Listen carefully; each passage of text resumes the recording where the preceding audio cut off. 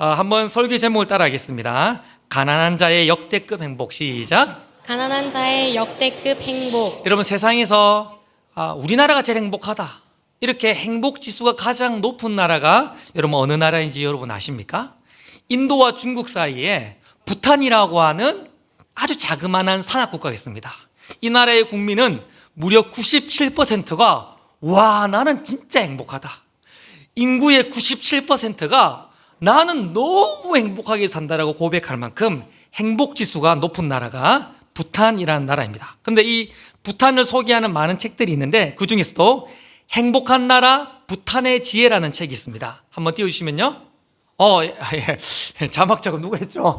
네, 제목이 보여야 되는데 어쨌든 이런 책이 있습니다. 근데 이런 책이 있는데 이 책에 목차가 되게 재밌어요. 4강으로 이루어졌는데 1장이 뭐냐면 정치편입니다. 행복한 나라는 어떻게 정치를 하냐면 정치편 1. 강대국을 지향하지 않는다. 두 번째로 경제편, 놀라지 마십시오. 부자를 꿈꾸지 않는다. 힘을 가지고 부자가 되기를 원하지 않는 사람들의 삶의 방식이 가장 행복한 나라의 방식입니다. 3편 6기인데요, 4편인데 자연보호가 제일 중요하다. 그러니까 부자가 되고 좋은 환경이 만들어지는 것보다 자연을 잘 보호하며 살아가는 게 중요하다는 것이 그 나라의 철학이라는 것입니다. 그런데 자연보호가 가장 중요하다는 4편의 1장 카테고리가 뭐냐면 재밌습니다. 첫날 오는 날은 휴일이다. 실제로 부탄은요, 첫눈이 내리면 학교도 안 가고요, 모든 관공서가 문을 닫고요, 교회가 있는지 모르겠지만 아마 교회도 문을 닫을 것 같습니다. 우리도 정하도록 하겠습니다. 올해 첫눈 오는 날은 교회 오지 않는 것으로. 저희 딸이 예스 이랬는데 가정교육이 잘못된 것 같습니다. 그리고 네 번째로 생활편에 보면 이렇게 되어 있습니다. 행복을 서두르지 않는다. 여러분, 가장 행복한 나라 부탄의 삶의 철학들을 간만 보면요, 힘을 가지지 않고 부자가 되길 원하지 않고 빨리 무엇인가를 이루려 하지 않는 거예요. 그런데 사실 이 모든 것들은 우리가 행복하기 위해 힘을 가지고 부자가 되고 뭔가 빨리 이루어야 행복한다고 생각하지만 진짜 행복한 나라는 그것과 정반대의 삶을 살아가는 것을 보게 됩니다. 이거를 따라해 볼까요? 행복의 역설. 시작. 행복의 역설이라고 말할 수 있습니다. 그런데 오늘 읽었던 본문에도 산상수훈이죠. 예수님의 가르침의 가장 핵심적인 메시지가 기록되어 있는 이 산상수훈, 그 중에서도 제일 중요한 팔복의 첫 번째 메시지가 무엇이냐면 우리가 행복하려면, 우리가 복된 삶을 살려면 어떻게 해야 된다고 말합니까? 가난해져야 된다고 말하고 있습니다. 우리는 부자가 행복하다고 생각하지만 우리 예수님의 가르침은, 하나님 나라의 가장 중요한 핵심적인 가르침은 가난할수록 행복하다라고 이야기하고 있는 것입니다. 여러분, 우리가 좋은 대학을 가려고 하는 이유가 어디에 있을까요? 우리가 좋은 직장을 가려고 하는 이유가 어디 있을까요? 인류 평화나 사회 번영이나 자아 실현을 위해 좋은 대학에 가고 좋은 직장에 갈까요? 실제로는 그렇지 않습니다. 뭐 때문에 좋은 대학 가고 좋은 직장 가려고 합니까? 돈 많이 벌려고 합니다. 여러분, 좋은 직장의 기준은 무엇입니까? 안정적으로 많은 돈을 오래 벌 수 있는 직장이 좋은 직장입니다. 그러니까 우리가 생각하는 성공, 행복의 기준은 다 어디에 있는 것입니까? 돈에 있는 것을 보게 되어집니다. 여러분, 실제로 우리가 사는 이 세상은요, 돈으로 안 되는 일이 아무것도 없습니다. 여러분, 돈을 벌 수만 있다면 불법도 쉽게 행합니다. 여러분, 요즘 사람들은요, 돈을 벌기 위해서는 순결도 쉽게 판매합니다. 실제로 인터넷 사이트에 내 순결을 팝니다 이러면서 그거를 경매에 붙여요. 여러분, 심지어 요즘 세상은요, 돈을 벌기 위해서는 사람도 죽여주는 세상이 우리가 살고 있는 시대인 것을 보게 됩니다. 뭡니까? 오늘날 최고의 가치가 무엇이냐면 돈이라는 것이죠. 만약에 오늘 신문 광고에 이렇게 광고를 냈다 칩시다. 2024년 7월 28일 오후 3시 성광교회에 오시면 돈 100만 원을 드리겠습니다. 이렇게 광고를 냈다 칩시다. 여러분, 만약에 이걸 당근에 올리고 신문에 냈다고 칩시다. 오늘 이 시간이잖아요. 어떻게 됐을까요? 어떻게 해요? 교회 오기만 하면 100만 원 준다 했으면 어떻게 됐을까요? 스님 바지 입고 줄을 쫙 서가지고 어떻게 될까요? 번호표 뽑고 들어왔을 거예요. 아마 여러분들도 쉽게 오늘 본당에 못 들어왔을 것 같아요. 예배만 오기에만 100만 원 준다 하면 5만 대만 사람들이 그 100만 원을 받으려고 아마 예배당에 몰려왔을 것 같아요. 아마 이제 다음 주면, 이번 주면 우리 청소년부는 수련회를 가고요, 다음 주엔 청년부가 수련회를 갑니다. 그런데 만약에 그런 일은 절대 없습니다. 그러나 만약에 예를 들어서 청년부, 청소년부 수련회에 가면 하루당 일당 100만 원씩 쳐서 수련회 하루 참석하면 100만 원씩. 우리 권사님들 농담이 아니라 지어낸 이야기 알았죠? 권사님 이러시는데 가짜 이야기입니다. 그러니까 수련회 하루 참석하면 100만 원, 2박 3일이니까 참석만 하면 기본적으로 300만 원을 주고, 만약에 은혜를 받거나 모기 시도로 기도하면 보너스로 500만 원 준다 생각합시다. 그리고 셀레브레이션 시간에 앞으로 나와가 춤추고 하면 보너스로 200만 원 줘서 열심히만 하면 이번 수련회에 1000만 원 벌 수 있다 생각합시다. 그런데 하나 가정이 걸리는 것입니다. 단 선착순으로 10명만 수련회에 데려간다. 어떻게 될까요? 수련회 신청하는 날 새벽부터 줄을 서기 시작할 것입니다. 엄마가 서라 했어요. 나는 가야 됩니다. 이러면서 새벽부터 줄을 서면서 니 왜 새벽부터 왔냐? 수련회 신청하려고 라고 얘기할 겁니다. 많은 청년들과 청소년들이 목사님께 로비를 하면서 카톡을 보내면, DM을 보내면서 목사님 저는 이번 수련회 꼭 가야 되겠습니다. 저를 데려가 주십시오라고 말하면서 아마 로비를 하기 시작할 것입니다. 그러면서 10명 안에 들리고 최선의 노력을 다할 것입니다. 그러다가 10명 선착순에 넘어가가지고 11번, 12번째 돼가서 수련회를 못 가게 된다. 어떻게 될까요? 못 가네 하지 않고 아마 빨간 띠를 뚫으면서 배용기는 물러가라, 김충신은 물러가라 말하면서 막 데모를 하기 시작할 것입니다. 나를 수련회 데려가지 않으면 니는 사꾼 목사다 라고 말하면서 한 영혼을 소중히 여기는 예수님의 마음으로 나를 데려가라고 말하면서 막 수련회 기가 막히게 따라가게 될 것입니다. 뭐 때문에요? 돈 때문에요. 여러분, 우리가 살고 있는 세상은요, 돈으로 안 되는 게 아무것도 없어요. 사실 세상을 움직이는 건 돈이에요. 오늘 우리가 추구하고 행복의 기준이 다 어디에 있냐면 돈에 있는 것을 봅니다. 그래서 우리 예수님도 돈을 뭐라고 말씀하셨냐면 만몬이다. 우리가 제일 사랑하고 우리가 하나님처럼 섬기는 대상이 바로 돈이라고 말씀하셨어요. 그런데 이 돈이 많은 사람을 뭐라고 말합니까? 부자라고 말하고요, 이 돈이 적은 사람을 가난하다고 말하고 있어요. 그런데 오늘 예수님이 어떤 사람이 행복한 사람이고 어떤 사람이 복이 있는 사람이라고 말씀하십니까? 우리 마태복음 5장 3절을 읽어볼까요? 같이 읽겠습니다. 마태복음 5장 3절 자막을 한번 띄우시면요, 시작. 심령이 가난한 자는 복이 있나니 천국이 그들의 것이며. 자, 어떤 자가 복이 있다고 말하고 있습니까? 가난한 자입니다. 그런데 여기서 복이 있다라고, 심령이 가난한 자가 복이 있다고 말하는데 이 복은 어떤 단어이냐면 마카리오스라고 하는 헬라 단어인데 이 조금 행복이 아니라 역대급 행복, 진짜 행복, 완벽한 행복이라는 뜻을 가진 단어입니다. 근데 어떤 사람이요? 가난한 사람이요. 가난한 사람이 역대급 진짜 찐 행복을 받아 누린다라고 말하고 있어요. 헬라 단어에서 가난이라는 단어를 설명하는 단어는 두 가지 단어가 있습니다. 하나는 따라 해볼까요? 페나스, 시작. 페나스. 또 한 단어는 중요한 단어입니다. 푸트코스, 시작. 푸트코스. 이 페나스라는 첫 번째 단어는 상대적인 가난이에요. 그러니까 나도 돈이 좀 있는데 다른 사람에 비해서 조금 돈이 부족한 상태를 페나스라고 이야기하는 거예요. 예를 들면 정우성에 비해서 제 얼굴은 약간 부족하게 잘생겼잖아요. 예를 들면 변우석하고 저하고 얼굴이 거의 비슷하지만, 변우석이라고 사람이 있어요. 변우석하고 제 얼굴이 비슷하지만 제가 변우석에 비해서 약간 조금, 거의 비슷하지만 약간 조금 부족하잖아요. 이런 상태를 페나스, 약간 가난하다고 말합니다. 근데 반대로 푸트코스라는 단어는 어떤 단어냐면 절대적인 가난이에요. 예수님이 오늘 복이 있다고 말씀하신 이 복은 어떤 가난이냐면 절대적인 가난입니다. 그러니까 누가복음 16장에 보면 거지 나사로가 나와요. 이 거지 나사로는 돈이 전혀 없었습니다. 아무런 능력이 없었습니다. 그래서 길에서 구걸하는 인생으로 살았습니다. 얼마나 능력과 얼마나 힘이 없었냐면 개가 와가지고 헌대를 할 때도 그 개를 쫓아내지 못할 만큼 아무런 힘도 능력도 없었습니다.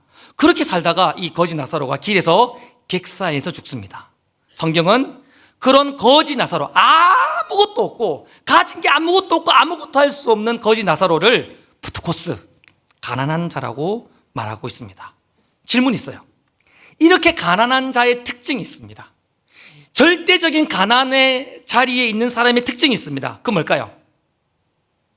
의존적이라는 거예요.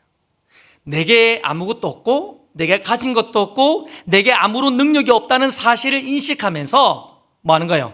다른 누군가를 의지하게 되는 거예요. 힘이 있고 가지고 권력이 있는 사람을 철저히 의존하며 의지하는 의존적인 삶의 자세가 있는 것입니다. 이게 바로 가난한 자이고 이게 바로 푸트코스이고 이런 사람들이 복이 있다라고 이야기합니다. 성경 언어의 최고의 학자인 유진 피터슨이라는 사람이 있습니다. 유진 피터슨이 이 마태복음 5장 3절 가난한 자는 복이 있다 이 말을 현대어로 고친 번역이 있습니다. 어떻게 고쳤는가?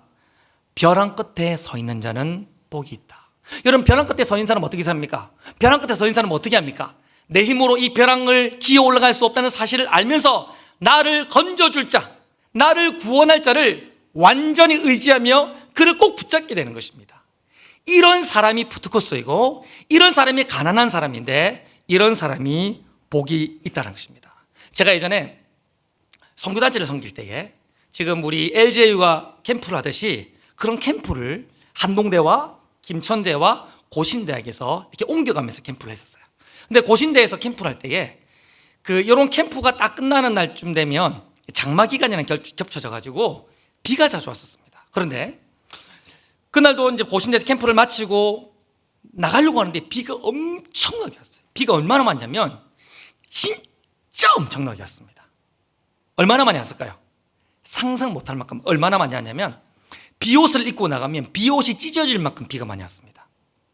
우산을 쓰고 나가면 우산이 활이 있죠. 그게 확 휘어질 만큼 비가 많이 왔어요.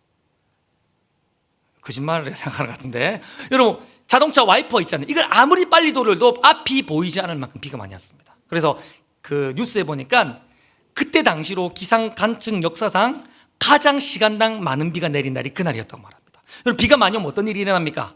맨홀 뚜껑이 열리게 되죠.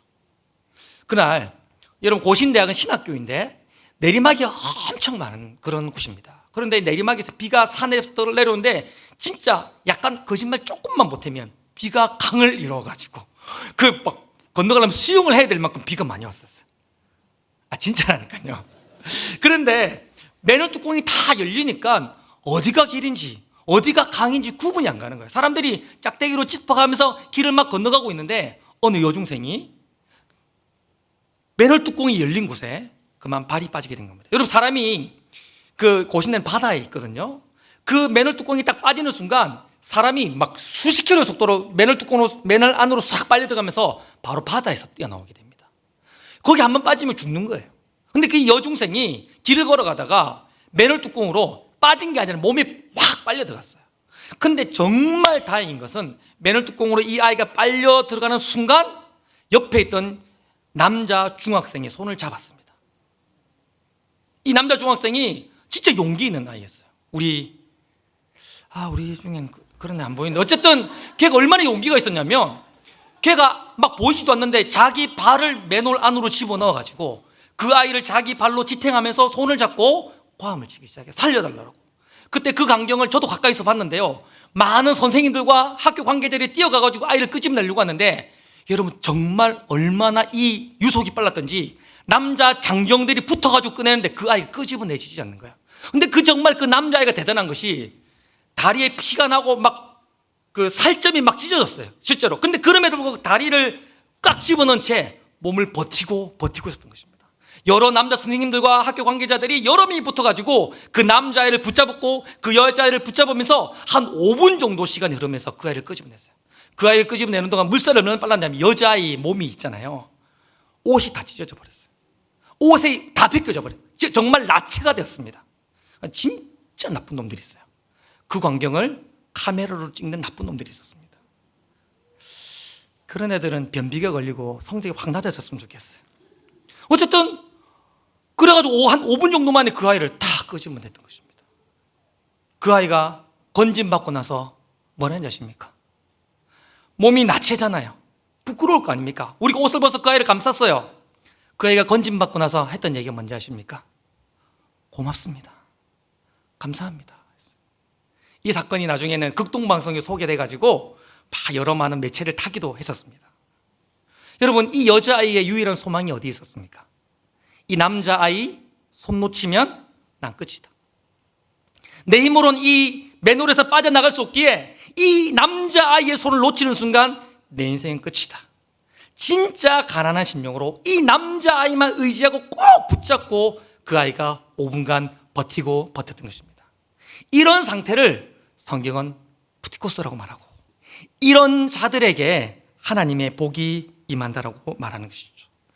다시 오늘 본문으로 여기 돌아가면요, 심령이 가난한 자는, 심령이 푸티코스가 되는 자는, 심령이 누군가를 꼭 붙잡는 자는 복이 있다고 말하고 있습니다. 여러분, 심령이 가난해진다는 말의 의미가 무엇일까요?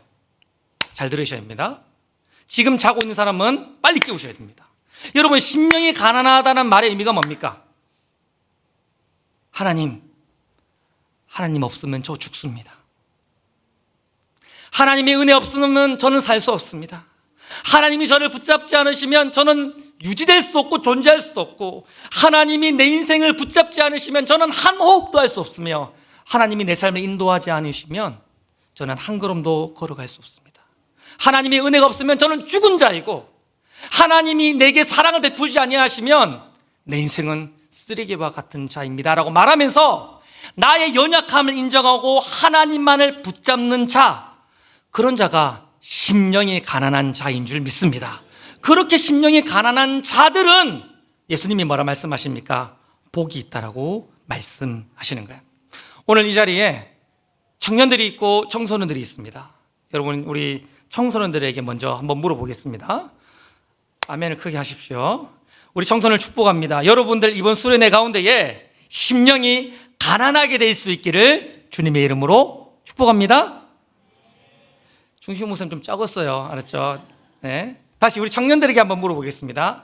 여러분, 2주 남아있는 여러분 이번 수련회를 앞두고 여러분의 마음이 가난해질 수 있기를, 심령이 가난해질 수 있기를, 그래서 하나님을 의지할 수 있기를 주님의 이름으로 축원합니다. 이랬으면 좋겠어요. 저쪽 뒤쪽 청년들이 계시는 것 같은데, 여러분 이랬으면 좋겠어요. 여러분, 이런 마음이 우리 청소년 청년들 안에 있어야 됩니다. 하나님, 저 이번 수련회에 은혜 안 받으면 저 확 죽어버리겠습니다. 하나님, 저 이번 수련회에 하나님 만나지 못하면 저 학교 안 가겠습니다. 하나님, 저 이번 수련회에 하나님 진짜 인격적으로 못 만나면 저 밥 안 먹어버리겠습니다. 하나님, 저 이번 수련회에 하나님 은사 체험하지 못하면 저 이 집회장 경찰이 와서 끌어내도 저 안 나가겠습니다. 막 그런 뭡니까? 벼랑 끝에 서 있는 벼랑 끝 전략. 하나님 은혜 없으면 저 확 죽어버리겠습니다. 이런 뭡니까? 간절함. 그런 자들이 하나님 만나고, 그런 자들에게 하나님의 나라가 임하고, 그런 자들이 복이 있다라고 성경은 말해주고 있는 것이죠. 여러분, 왜 이렇게 심령이 가난한 자가 복이 있습니까? 그 이유가 마태복음 5장 3절에 기록되어 있습니다. 5장 3절 말씀을 한 번 더 보실까요? 제가 읽어보겠습니다. 심령이 가난한 자는 복이 있나니, 그 다음 나와 있습니다. 그 이유가 뭡니까? 같이 읽어보겠습니다. 시작. 천국이 그들의 것이며. 여러분, 예수님은 엄청 급진적이고 아주 아주 명백한 이야기를 하십니다. 아무나에게 구원이 주어지는 게 아니에요. 아무나에게 복음이 주어지고 아무나에게 하나님의 나라가 주어지는 것이 아닙니다. 어떤 자들에게? 심령이 가난한 자들에게 구원이 주어지고, 하나님만을 전적으로 의존하는 자들에게 하나님의 나라가 주어질 뿐 아니라 하나님 앞에 내 생명을 걸고 의지하는 자들에게만, 푸트코스들에게만 하나님의 나라가 주어진다라고 말씀하고 있는 줄 믿습니다. 여러분, 왜 가난한 자가 복이 있냐면, 가난해야 구원이 주어지고 하나님만을 전적으로 의지하는 가난한 심령이 있어야만 복음이 주어지며, 하나님 앞에 내 생명을 거는 그런 갈급한 심령이 있어야만 하나님의 나라가 주어지기 때문에 가난한 자가 복이 있다라고 말씀하는 거예요. 여러분, 우리 청소년 청년들, 또 이 자리에 있는 모두를 축복합니다. 여러분, 심령이 가난하게 되셔서 하나님 나라의 복을 받아 누릴 수 있기를 주님의 이름으로 축원합니다. 그래서 하나님은 이 복을 주시기 위해 가끔 우리를 고의적으로 심령이 가난한 상태로 몰아가시는 경우가 종종 있습니다. 여러분, 성경을 보면 하나님께 쓰임받은 사람들, 또 하나님과 특별한 체험을 했던 사람들은 보면 다 하나님에 의하여 심령이 가난하게 된 사람이었습니다. 여러분, 이사야라는 사람을 여러분 알 것입니다. 여러분, 성경에서 끝이 야자로 끝나는 사람은 다 귀족, 왕족 이런 사람들이에요. 예레미야, 이사야 이런 사람들은 왕족이고 그 시대에 가장 잘 나가는 제사장 가문 이런 사람들이 주로 야자로 끝나는 사람들입니다. 이사야는 왕족이었습니다.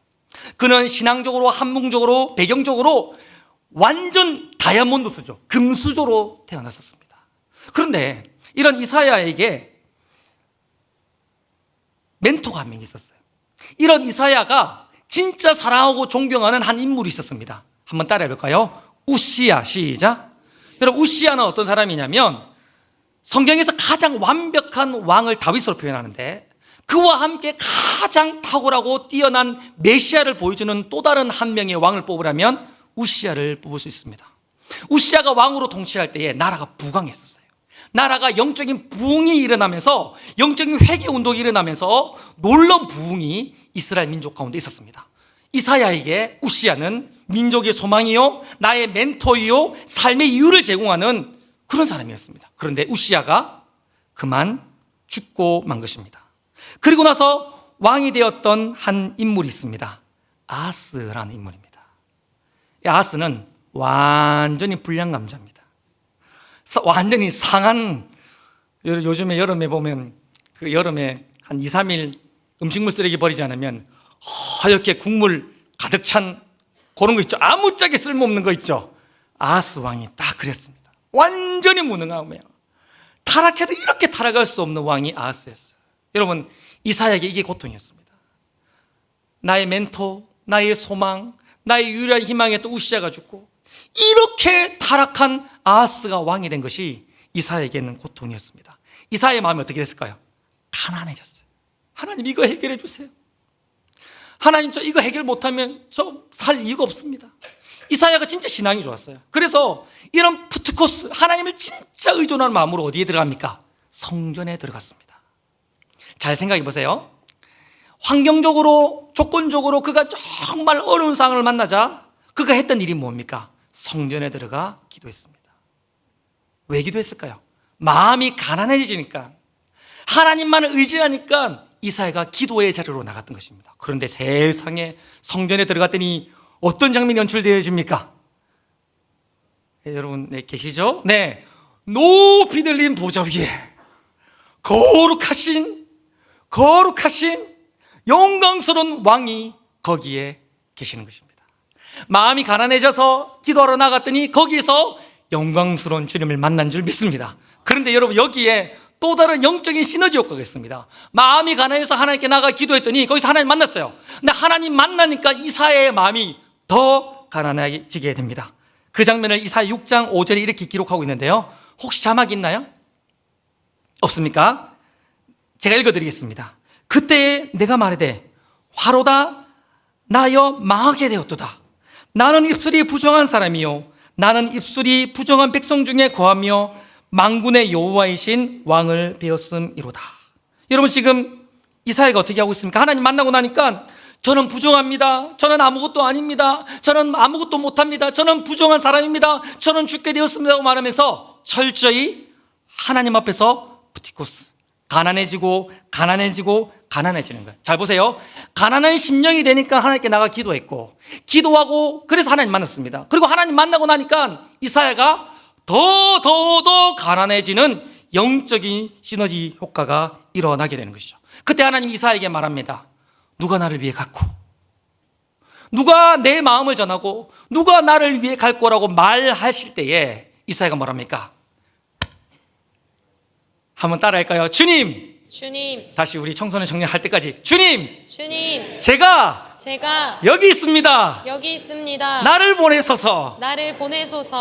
이사야가 마음이 가난해지고 하나님 만나고 하나님을 직면하자 하나님이 이사야를 콜링하시는 겁니다. 너 나 위에 쓰임 받을래? 주님, 제가 가겠습니다 라고 말하는 순간 하나님이 이사야를 붙잡으시고 이사야를 사용하신 줄 믿습니다. 그래서 여러분 이사야가 66장으로 기록되어 있는데 이사야서를 읽어보면 좀 어렵긴 하지만 읽어보면 이사야서는 단순히 이스라엘 백성의 역사를 예언한 것이 아닙니다. 그때 당시에 온 세계 열방의 역사를 이사야가 다 기록했어요. 이사야는 메시아가 어떻게 오실 것인지, 어떻게 어떤 모습으로 오셔서 어떤 사역을 하시고 메시아는 하나님의 나라를 어떻게 이룰 것인지 시작부터 끝까지를, 이스라엘부터 온 열방을 끝까지 본 사람이 이사야입니다. 그래서 신학자들은 이사야를 예언자의 왕, 가장 넓고 깊게 예언한 예언자의 왕이라고 이야기하는 것이죠. 하나님은 어떤 사람을 사용하십니까? 마음이 가난한 자를 들어 쓰셔서 하나님 만나게 하시고, 그렇게 마음이 가난한 자가 하나님 만나고 나니까 이사야의 마음이 더 가난해지면서 하나님을 의존하니까 하나님이 그런 이사야를 들어 쓰시면서 하나님의 위대한 하나님의 사람으로 그를 사용하신 것입니다. 할렐루야. 저는 이 땅에 예수 믿는 사람들 중에서도 불행한 인생이 있다 생각합니다. 여러분 오해하지 말고 들으십시오. 예수 믿지만 저주받고, 예수 믿지만 불행하며, 예수 믿지만 너무 비참한 인생이 있다고 저는 생각합니다. 어떤 인생이냐면 나를 위해 사는 인생이에요. 예수를 믿지만 하나님 영광과 상관없이 사는 인생입니다. 예수를 믿지만 세상 영광을 추구하는 사람이야말로 예수 믿지만 가장 비참한 인생이라고 저는 생각합니다. 저는 오랜 시간 청소년 청년들을 가르치면서 하나님 없는 성공을 거둔 사람들을 많이 봤어요. 하나님 없이 변호사가 되고 기업의 CEO가 되고 주식 투자로 거구를 이루는 많은 사람을 보았습니다. 그의 마음이 얼마나 부잔지요. 하나님 없어도 난 된다라고 말하면서 불신자보다 못한 인생을 살아가는 많은 사람 봤습니다. 성경이 말하는 진짜 예수 믿는 사람은 어떤 사람입니까? 하나님 앞에 납작하게 엎드려가지고 하나님 의존하고 하나님 의지하며 하나님을 위해 사는 게 진짜 예수 믿는 사람인데, 하나님 없는 성공을 이룬 많은 그리스도인들이 마음이 부자가 돼가지고 하나님 없어 저는 살 수 있어요, 내 힘으로 살 수 있어요 말하면서 비참한 인생을 살아가는 것들을 보게 됩니다. 저는 이 자리에 있는 우리 청소년들, 청년들이 마음이 가난해졌으면 좋겠어요. 그래서 진짜 하나님을 만나기를 소망합니다. 하나님 만나면 하나님 여러분들을 콜링하십니다. 그래서 여러분의 인생이 나를 위한 인생, 세상 영광을 위한 인생, 세상 사람과 똑같은 인생이 아니라 진짜 하나님을 위해 살아가는 인생이 될 줄 믿습니다. 그러면 이렇게 질문할 수 있어요. 어떻게 해야 가난해질 수 있습니까? 어떻게 해야 푸티코스가 될 수 있습니까? 하나님이 은혜 주셔야 됩니다. 성경이 이렇게 말하고 있어요. 나를 간절히 찾는 자가 나를 만날 것이고, 나를 사랑하는 자가 나의 사랑을 입을 것이라고 말씀하고 있습니다. 여러분, 하나님은 은혜 주셔야 되는데 하나님의 은혜는 사모하고 갈망하며 기다리는 자에게 주어집니다. 그렇게 하나님 만나고 나면 놀라운 영적인 시너지가 오겠는데, 내 마음이 더 가난해져서 더 깊은 가난 속에 들어가서 하나님 더 깊이 만나면서 위대한 인생으로 쓰임받게 될 줄 믿습니다. 과거에 제가 이전 교회에 있을 때 그 전도대를 섬긴 적이 있었습니다. 그 전도대는 이제 그 교회에서 최고 열심히 있고 제일 기도 많이 하고 제일 전도하는 그 교회를 움직여가는 진짜 영적인 엔진들이 모인 곳입니다. 그래서 얼마나 이분들이 뜨겁냐면, 설교하다가 제가 여러분 하나님이 기침만 해도 아멘 하고 막 그럴 정도로 진짜 막 쩔쩔 끓는 분들이에요. 근데 제가 거기를 4년간 섬기고 이제 제가 사이 많은 주관이 되었습니다. 그래서 제가 이제 그 마음 먹고 제 간증을 한 적이 있었어요. 그래가지고 제가 간증을 하는데 한 50분 정도 이제 그 룻기의 말씀을 가지고 그냥 말씀 읽고 룻의 이야기를 가지면서 제 삶의 간증을 쭉 한 적이 있었습니다. 그랬더니 원래 이제 그 부서 자체가 이렇게 설교를 마치고 나면 피드백을 잘하는 부서예요. 그러니까 은혜 받았어요, 뭐 이런 그냥 이런 이야기를 잘하는 부서인데, 그날따라 엄청나게 많은 분들이 보통 때보다 한 두세 배 많은 이 분들이 은혜 받았다고 이야기를 하시더라고요. 그런데 그냥 안 하고 자꾸 통닭 쿠폰을, 피자 쿠폰을 자꾸 보내시는 겁니다. 왜 이렇게 은혜 많이 받았는가 보다 생각했었어요. 그랬는데 편지의 내용을 보니까 다 뭔지 아십니까? 목사님 불쌍해요. 목사님 진짜 짠해요. 목사님 어떻게 살았어요? 이런 말하면서 불쌍하다는 이야기예요. 그리고 다음 주에 교회를 갔더니 온 교회에 저 불쌍한 놈 하나 온다. 식당에 갔는데 국수를 2-3그릇 동시에 말아가지고 목사님 많이 드세요 이러면서 막 간식이 나오면 목사님 이거 좀 드세요 하고 말하면서 불쌍하다는 거예요. 목사님 왜 이렇게 불쌍하게 살았어요? 이러는 거예요. 여러분, 저는 청소년 시절, 청년 시절 참 춥고 외롭게 살았습니다. 너무 가난했어요. 실제로 경제적으로 가난했지만 마음이 진짜 가난했습니다. 그래서 삶과 죽음의 경계선에 정말 벼랑 끝에 서 있었습니다. 그래서 너무 좋았던 게 뭔지 아십니까? 하나님을 의지할 수밖에 없었습니다. 하나님이 저를 사랑하시는 가장 강력한 증거가 무엇이냐면 저를 벼랑 끝으로 몰아넣으신 거예요. 하나님 아니고는 살 수 없도록 교만한 저를 가난하게 만드시고, 그래서 하나님을 붙잡을 수밖에 없게 만드신 것이 하나님이 저를 사랑하시는 가장 큰 증거라 생각합니다. 이게 은혜입니다. 하나님은 가끔 우리들에게 그런 기회를 주십니다. 어떤 분들에게는 건강의 어려움으로 그 일이 찾아오기도 하고, 때로는 자녀의 문제로 그 일이 찾아오기도 하며, 때로는 어떤 분들은 경제적인 문제로 그 일이 찾아오기도 합니다. 그런데 또 하나님이 정말 감사하게도 우리 다음 세대들에게는 때마다 시마다 이런 수련회를 통해서 우리의 마음을 가난하게 하시고 하나님을 의존할 수밖에 없는 자리로 우리를 몰아가실 때가 있다라는 것이죠. 저는 우리 청소년들, 청년들에게 꼭 이렇게 말하고 싶습니다. 하나님이 여러분들을 가난한 자리로 부르시는 콜링이 이번 수련회라고 여러분 믿을 수 있기를 축복합니다. 그런 부르심 앞에 여러분 뻣뻣하게 서 있지 마십시오. 그게 부끄러운 것입니다. 납작하게 엎드리셔서 주님을 의지하며 가난한 자가 되셔서 하나님 만나시고, 그래서 하나님께 쓰임받는 그런 우리 귀한 청소년, 청년들 될 수 있기를 주님의 이름으로 축원합니다.